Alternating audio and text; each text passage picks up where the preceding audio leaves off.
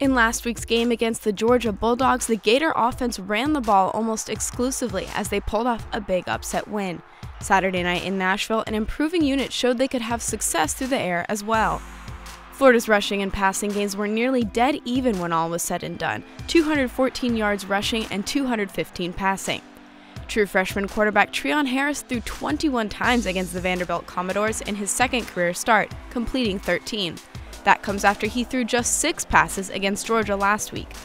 Harris passed for a career-high 215 yards and threw no picks in the 34-10 win against Vanderbilt. But Harris was effective with his feet too, rushing for 59 yards and 2 touchdowns, finishing the game with 274 yards of total offense and leading the way for the Gators. I think the thing that strikes me is maturity. He does not get phased, and I mean he's been accurate in practice. That's nothing that shocks me there. The maturity of carrying it to the game has been outstanding. Well, we went into the game knowing that we were going to try to establish the run first and then pass second, and I think we did that early in the game. We had some good runs, and then Treon got a little bit more confident in throwing the ball down the field. So that's what we're going to have to be, because as teams are seeing that we can run the ball, and they're going to put pressure in the box. So we're going to have to be able to throw the ball downfield. Multiple Gators got a hold of Harris's passes on Saturday night as he completed throws to 8 different players. And we need everybody to come together and continue to come together to finish out the season strong and try to win out. I believe we can.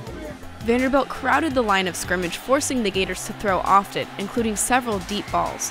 After putting together a streak of 32 straight games with a catch, senior wide receiver Quinton Dunbar hadn't caught a pass in 3 consecutive outings.